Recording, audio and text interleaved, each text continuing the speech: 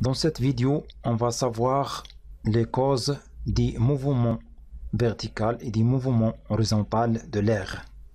Pour cela, on prépare un moulin à vent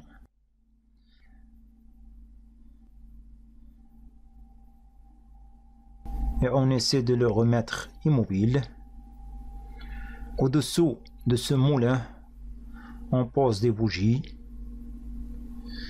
On allume ces bougies.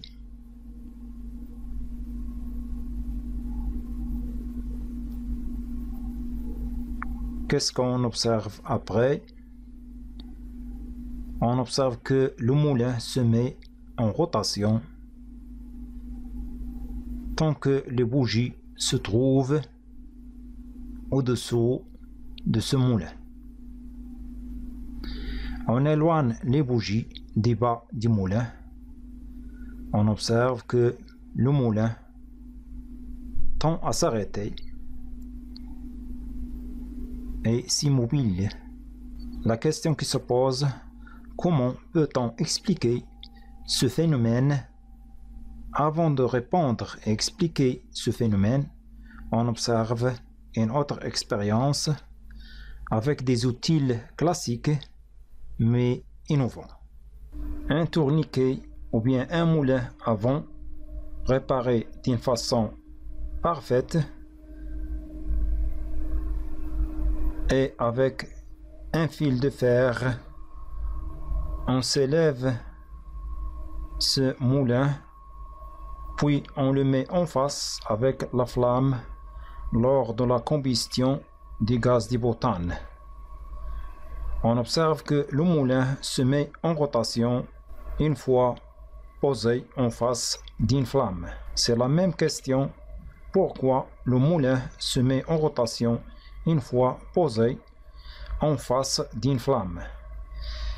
Explication: lorsqu'on chauffe l'air, il devient léger et par suite l'air chaud monte sur l'air froid.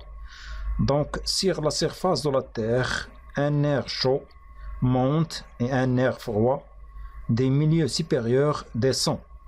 On a donc un mouvement vertical de l'air qui donne une action au moulin de se mettre en rotation.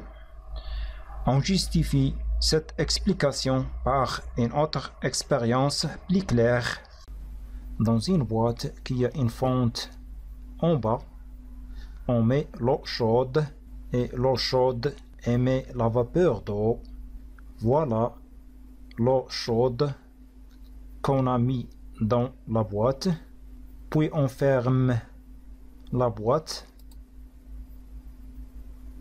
en laissant une fente du côté supérieur de la boîte et on observe de quelle fente va sortir la vapeur d'eau qui est chaude.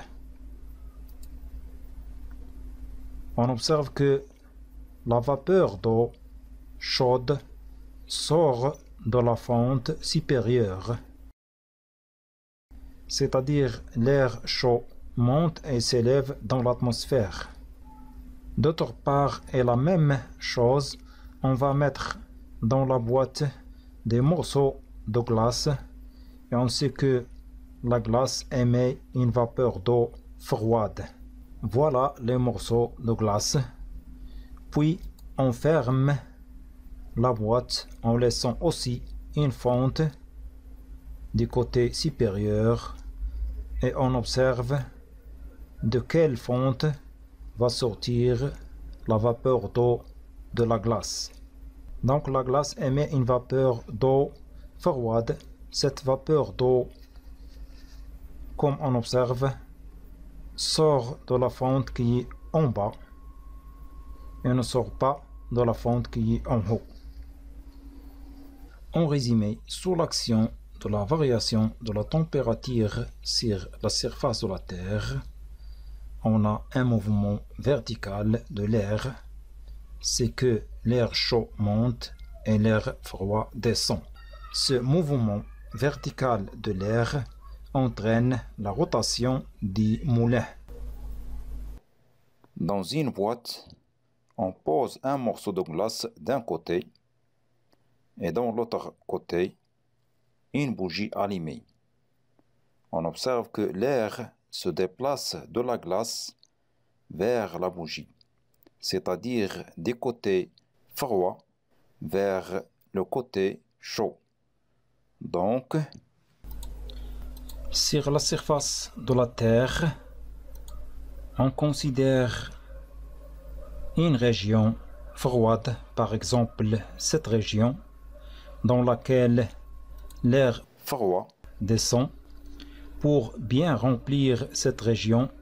Donc, cette région est de haute pression.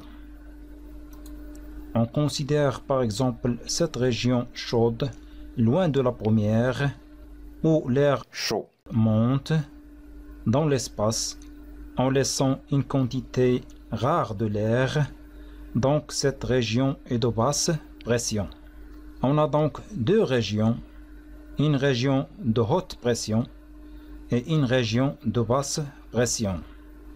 C'est normal que les choses grandes ou hautes vaincre les petites ou bien les basses.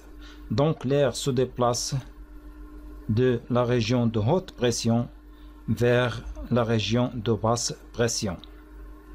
Ce mouvement horizontal de l'air s'appelle le vent.